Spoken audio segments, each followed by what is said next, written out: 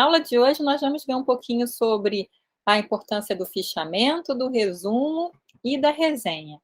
Esses três aspectos, né, da escrita acadêmica são aspectos muito importantes.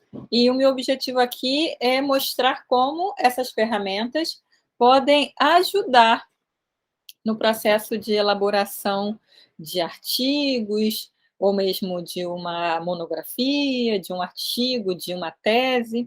Enfim, a ideia é instrumentalizar vocês para esses recursos, né? Para o aperfeiçoamento da escrita científica, né? A escrita científica, ela tem regras, segue normas, ela não é uma escrita livre, né? Sem regras, né? Então, nós precisamos seguir as regras acadêmicas para produzir bons textos científicos. Eu vou compartilhar com vocês, então, a apresentação que eu fiz para essa aula, para ficar mais didático, né? Trazendo alguns aspectos, né, do fichamento, do resumo e da resenha.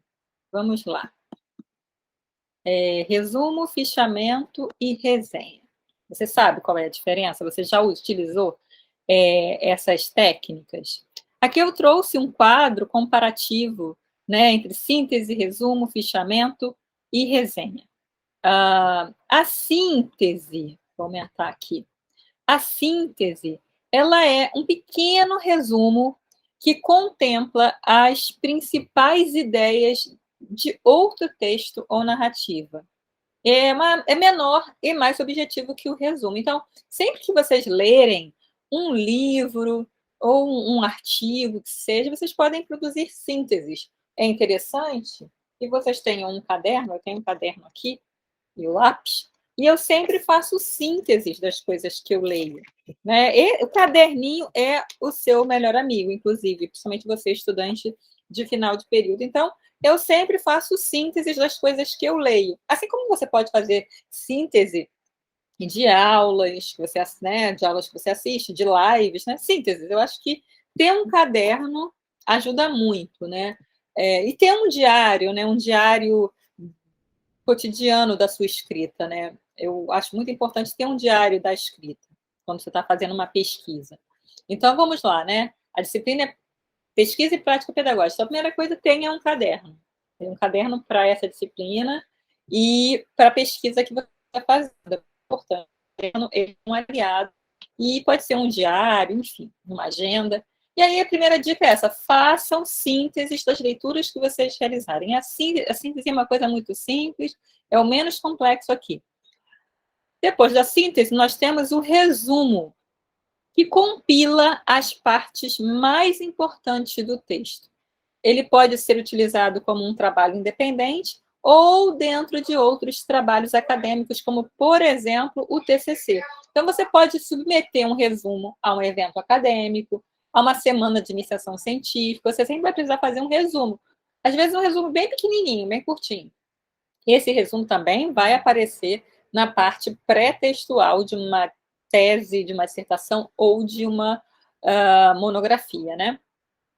O fichamento é outro grande amigo de quem está fazendo aí uma graduação, uma pós-graduação, é um grande aliado na escrita acadêmica. Eu até hoje faço fichamentos, né? Eu aprendi a fazer fichamento na minha graduação, né, em História, e eu tinha uma professora de História antiga que ela passava muitos fichamentos como forma de avaliação. Nós tínhamos que ler o texto e fichar o texto. Na época eu não gostava, mas até hoje eu utilizo e eu hoje realmente reconheço que foi um grande ensinamento, porque para você fazer qualquer texto e qualquer pesquisa, é importante que você tenha as referências que você leu, sejam as fontes, sejam livros, artigos. É importante que você tenha ali tudo organizadinho e, principalmente, que você tire as partes mais importantes do texto.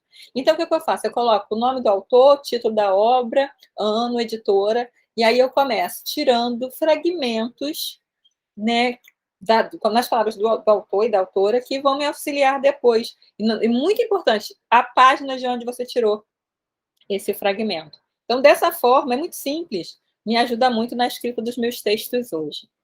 E a resenha eu acho que é um pouco mais elaborada, a resenha já é quase um artigo, a resenha ela exige sim um posicionamento, uma autoria. A resenha busca demonstrar uma análise de um objeto ou tema, apresentando relações entre as suas propriedades e características mais importantes. Nós vamos ver aqui também exemplo, né, de resenha, porque eu acho que é importante a gente trazer exemplos. Então, tudo isso que a gente vai ver hoje é importante para o aperfeiçoamento da redação científica. Então, você pode usar na redação científica a voz ativa ou a voz passiva. Voz ativa é essencial quando você vai dar uma opinião ou apontar contraste com o que existe na literatura, para não dar ambiguidade. A escrita em primeira pessoa é sim aceita na maioria das revistas, sendo a primeira pessoa do plural mais comum. Mas essa questão da pessoa, né? Eu vejo dessa forma, a minha interpretação é essa, não é um problema você utilizar um texto em primeira pessoa, né? Eu prefiro no singular, né? Mas às vezes você fez um texto em coautoria, então você pode utilizar também. Nós fizemos, nós estamos propondo. A questão da impessoalidade, né? Recomenda-se, observa-se. Isso já não cabe mais, assim. Você pode se posicionar no texto, então não tem problema nenhum escrever na primeira pessoa. Eu, inclusive, incentivo sempre que os textos dos meus orientandos, das minhas orientandas, sejam feitos em primeira pessoa. E aí nós temos aqui, brevemente, né, a gente vai dissecar isso na aula sobre artigo, qual é a anatomia, né, de um artigo, de um texto, de forma geral. Título, resumo, introdução, resultados e discussão. Conclusão e referências. Essa estrutura é a melhor amiga de vocês, né? Isso varia de acordo com as áreas, é óbvio, né? Então, o artigo, ele conta uma história. Mas a gente não vai aqui continuar falando de artigo, porque a aula não é sobre artigo. A gente vai ver o artigo em outro momento. Deixa eu mudar aqui a página. Então, para pensar aqui o resumo, né? Que é a primeira coisa que nós vamos ver hoje.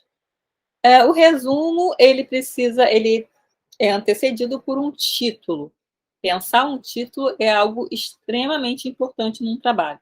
Essa é a primeira coisa que eu faço, inclusive. Sempre que eu vou escrever um texto, eu preciso pensar o que eu quero fazer com esse texto. Por que eu estou fazendo esse texto? E aí eu começo a brincar de criar títulos. Quando eu consigo criar um título que expressa exatamente o meu objetivo e a minha preocupação maior com o trabalho, aí eu acho que eu posso... Então, título. Se você não tem título, muitas vezes você não sabe o que você quer fazer. Né? Então, o título é muito importante. Resumo, né? Também é algo, meu beabá aqui, acho que é o primeiro passinho na redação científica. Tanto o resumo como o título, eles devem refletir o que você vai contar. Devem refletir ali a história que vai ser contada. Conte a história não do ponto de vista da cronologia, mas da ordem lógica, partindo do que é mais relevante. Então, o resumo ele tem que trazer ali o cerne da sua preocupação, o que é mais importante naquele trabalho. O resumo deve ser informativo, trazer as informações mais relevantes do artigo. Ele não deve ser muito prolixo, inclusive. Os principais componentes, então, né, no artigo são contextualização, gap da área, propósito, metodologia, principais resultados e conclusões. Existem diferentes tipos de resumos, inclusive, mas ter o objetivo claramente definido, eu acho que é fundamental. Então, esse texto pretende, ou com esse trabalho eu pretendo, pretende. No caso do resumo, aí você deve usar a terceira pessoa mesmo. Este trabalho, ou o trabalho em tela, procura, não coloque a primeira pessoa em resumo. Apenas no resumo não recomenda-se o uso da primeira pessoa. Voltando aqui ao título. O título ele deve ser definido a partir da sentença que define qual a contribuição do seu trabalho. Ele deve ser forte, não muito longo, para o leitor não se perder, nem curto demais a ponto de se tornar genérico. Evite adjetivos e advérbios injustificáveis. Prepare vários títulos que expressem a contribuição do artigo, aquilo que eu falei sobre o brincar, né, com os títulos. A gente faz vários, escrevam aqui no caderno vários títulos, depois vocês avaliem qual é o mais pertinente. né, é interessante compartilhar, perguntar às pessoas, você acha que esse título ficou legal? Né? Acho que isso é legal também, trocar ideias, né? Vamos lá, então, de novo aqui ao resumo. O que é o resumo, afinal? O resumo é a apresentação concisa dos pontos relevantes de um texto. Para alcançar o objetivo de sintetizar, o leitor deve fazer uma leitura analítica, destacando as ideias principais e voltando ao texto quantas vezes forem necessárias. Então, isso aqui é básico nos resumos, né? Título e nome do autor. Você vai participar de um congresso, né? A gente vai ver aqui o exemplo. Então, o título do trabalho primeiro e depois o nome de quem estiver escrevendo. Eu trouxe aqui alguns exemplos que eu tirei de um livro. Eu vou trazer aqui o livro, um momento. Os exemplos que eu trouxe, e principalmente, né, a aula de hoje, depois no final eu mostro de novo. Ela tem como referência o livro Como Produzir Textos Acadêmicos e Científicos, da Ada Magali Matias Brasileiro. É um livro publicado pela Contexto. Eu recomendo aqui esse livro, porque ela traz aqui uma visão geral, com vários exemplos, bem didático. Então, esse livro eu recomendo, e ele está norteando a aula de hoje, inclusive. Vamos lá. Trouxe aqui um resumo informativo, né, escrito pela Ada Magali Brasileiro. Ela está fazendo um resumo a partir da obra, do livro Morte e Vida Severina, de João Cabral de Melo Neto. Ela coloca bem acima, né, a referência do texto, bem importante que seja dessa forma, né? Caixa alta, o sobrenome, o nome do autor, o título em itálico, o ano, o local, a editora. Aqui, no caso, é o ano da primeira edição e, no final, o ano da edição consultada. E aí ela faz aqui o resumo informativo, que é diferente aqui de uma resenha e diferente de um fichamento. Então, ela conta, né, como ela leu esse livro, o que ela viu nesse livro. A história do retirante Severino é contada por João Cabral de Melo Neto, em um poema metafórico dramático denominado Morte e Vida Severina, produzido nos anos de 1954 e 55, e que aqui será sintetizado. E aí ela vai trazendo aqui as partes principais que ela observou no livro do João Cabral de Melo Neto. Está ali um resumo, um tipo de resumo informativo. Resumo expandido é o que normalmente se pede nos eventos científicos. Nos eventos em que o tempo é mais restrito, tem sido frequente a solicitação por parte de organizadores de um resumo expandido no lugar da tradicional comunicação. Com essa estratégia, eles agilizam tanto o processo de seleção dos trabalhos quanto o tempo destinado às apresentações, possibilitando assim uma reserva maior para a arguição do pesquisador. Então, é uma tendência, né, pedir resumo expandido. Resumo expandido ou estendido é um documento que traz a síntese de uma pesquisa concluída ou em andamento. É bem interessante que vocês se apropriem aqui, então, do resumo expandido. Quais são, então, as regras, né? O que se espera de um resumo expandido, né? Ele normalmente vai ter tamanho fonte 12, título Arial ou Times New Roman, espaçamento entre linhas simples, isso é bem importante. Resumo sempre vai ter espaçamento simples, não um e-mail. Aí a questão das margens aqui, página numerada, título em letra maiúscula e centralizada, a identificação, no caso, autor, pertencimento institucional, se tiver um e-mail, qual é a formação dessa pessoa, né? Doutor, mestre, graduado, graduando. Tabelas, figuras, se houver, eu não costumo colocar isso no resumo expandido, mas dependendo da área, isso se coloca. E a referência, o resumo expandido, então, ele tem referências ao final, né? Referências bibliográficas, quais foram as referências que você utilizou para fazer a sua pesquisa. Então, esse é um exemplo, né? Aqui, então, a parte pretextual, né? Título, que deve expressar exatamente o objeto bem delimitado, a autoria, quem escreveu o texto, e o resumo, seguido de palavras-chave quando for solicitado. Então, isso é importante, palavras-chave. O que são palavras-chave? São palavras que ajudam a localizar esse artigo. Então, vamos lá. um artigo sobre João Cabral de Melo Neto, Morte e Vida Severina. Vocês podem colocar literatura, Nordeste, João Cabral de Melo Neto, uma boa palavra-chave, inclusive. Enfim, na parte pré-textual do resumo, você deve ter noção de que vai ter uma introdução desse resumo expandido, desenvolvimento e os objetivos finais ali, ou as conclusões, né?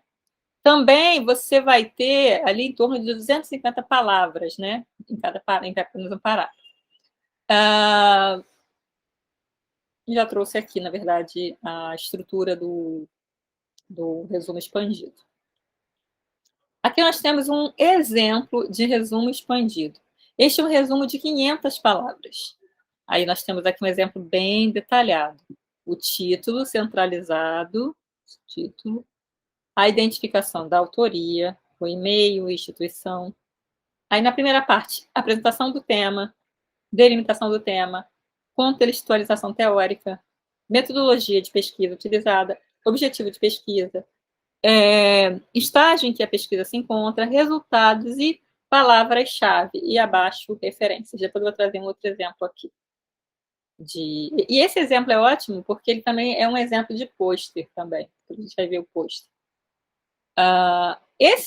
O resumo mais simples, né, aquele resumo que não é o expandido, é um resumo ali de um parágrafo. Ele tem título, corpo do resumo e palavras-chave. Né? Ela colocou aqui um e-mail, né? Mas eu não coloco normalmente um e-mail, não, eu coloco sempre espaçamento simples. E aí aqui está, né, esse exemplo de resumo mais sucinto em um parágrafo. E abaixo dele as palavras-chave, escrita acadêmica, letramento, etc. Então, vocês têm aqui alguns exemplos de palavras-chave. Então, é isso. Eu colocaria, né, o título acima, aí aqui o resumo do que trata o trabalho.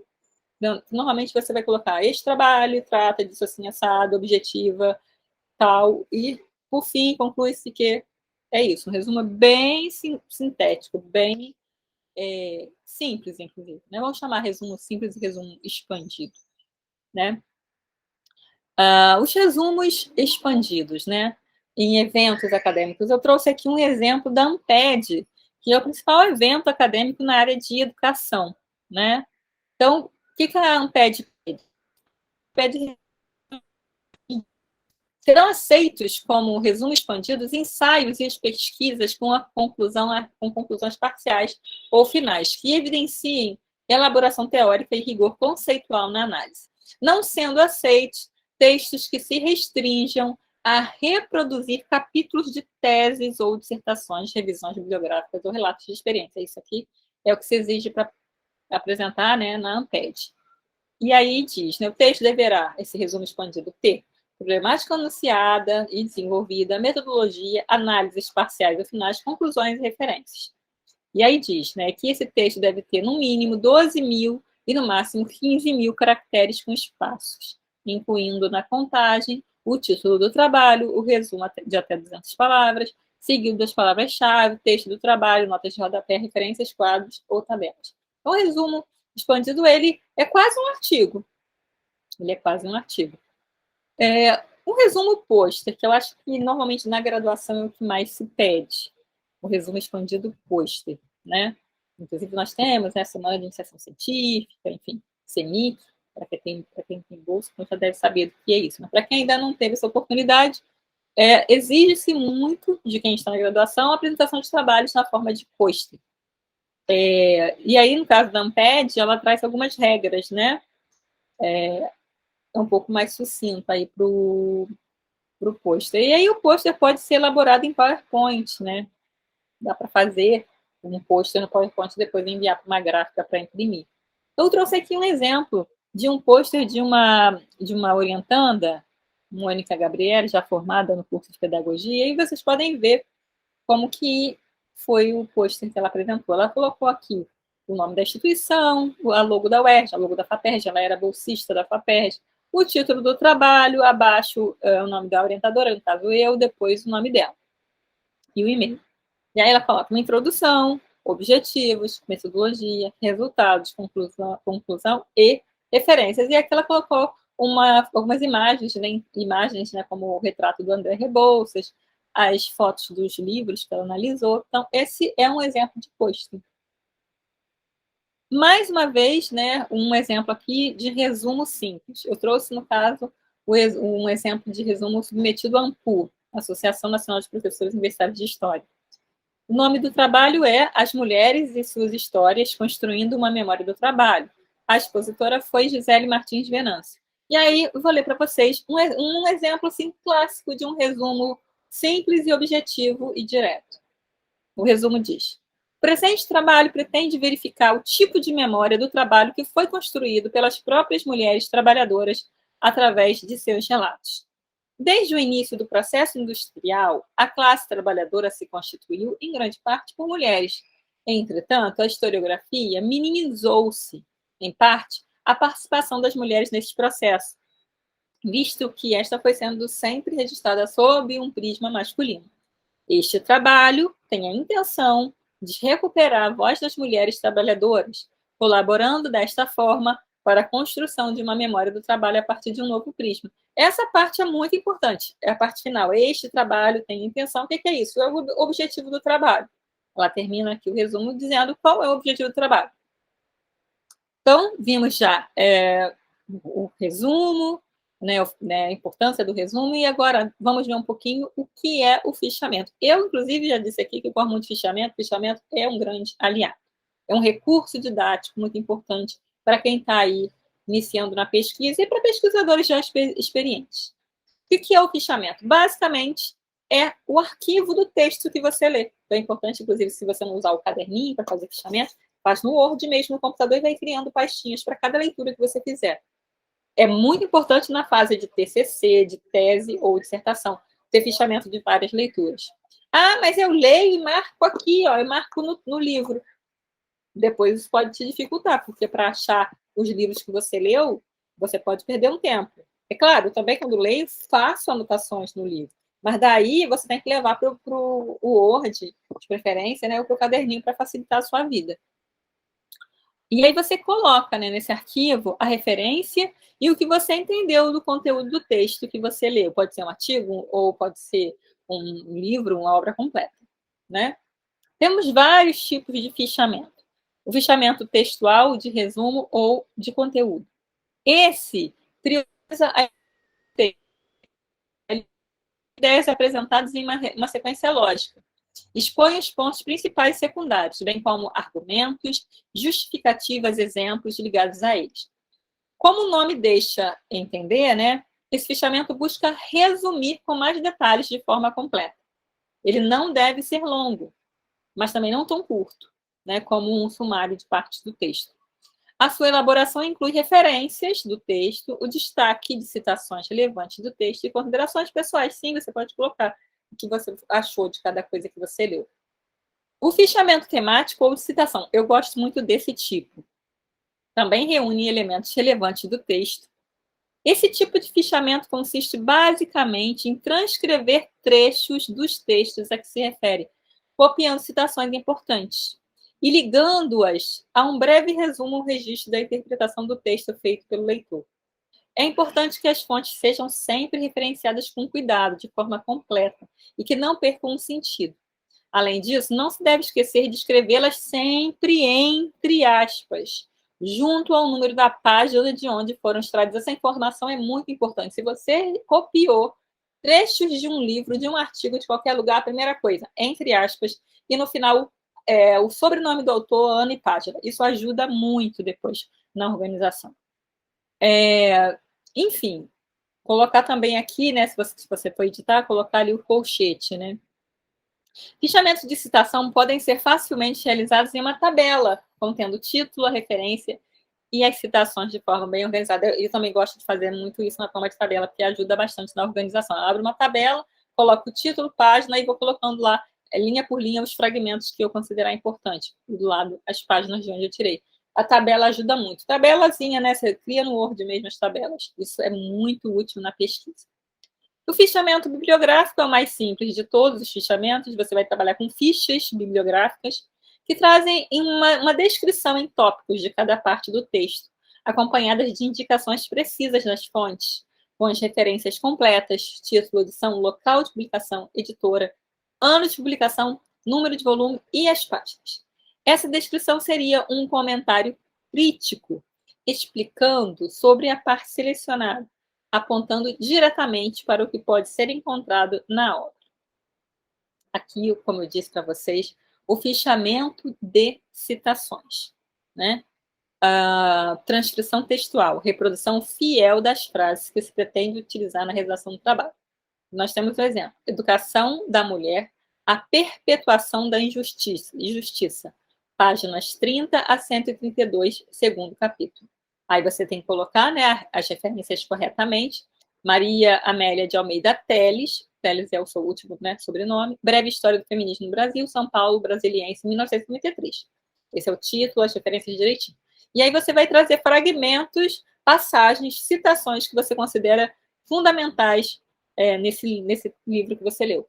Então, aqui, abre aspas. Uma das primeiras feministas no Brasil, Nízia Floresta Augusta, defendeu a abolição da escravatura ao longo das propostas como ao lado de propostas como educação, emancipação da mulher e instauração da república. Fecha aspas, página 30. E aqui outros exemplos, né? Exemplo de, então, resenha, né? Trouxe aqui, porque acho que é mais fácil também visualizar. A mesma coisa. Maria Lúcia Castanheira, aprendizagem contextualizada, Belo Horizonte, autêntica, 2010, 191 páginas. É assim que você vai construir o cabeçalho da resenha, né? Então, aqui ela está fazendo uma análise crítica desse livro, né? Isso em poucas, né, páginas. No caso, essa resenha tinha 2 páginas. No final da resenha, que inclusive pode conter citações da obra lida, ela coloca qual é a contribuição dessa obra, dessa pesquisa. No finalzinho da resenha, ela diz: a contribuição da pesquisa de Castanheira é inegável, especialmente por mostrar a aprendizagem a partir de uma perspectiva contextual, construída por meio da linguagem e de práticas discursivas. Então, ela se posiciona. Viu? Na resenha, você pode se posicionar. Qual é a relevância desse texto? Por que você acha que esse texto, esse livro é importante? É assim que a gente faz uma resenha. A gente coloca passagens importantes, destaca as ideias centrais, mas no final a gente se coloca. Esse trabalho tem a seguinte contribuição, é importante por isso. Você se posiciona no texto. E traz diferente, porque você pode a resenha sobre um livro específico, mas você muitas vezes precisou ler outras obras também para complementar. Então, toda resenha deve ter referências também ao final. É isso. Eu vou concluir, então, aqui o PowerPoint e nós vamos voltar aqui para o vídeo. Mais uma vez, para concluir, né, o livro indicado é Como Produzir Textos Acadêmicos e Científicos. E eu vou colocar aqui como exercício que vocês façam, né, no AVA um pequeno resumo da pesquisa que vocês pretendem desenvolver no TCC de vocês. Façam esse pequeno resumo. E a outra questão eu preciso que vocês, então, de forma objetiva e sucinta, que vocês façam a diferença entre o fichamento.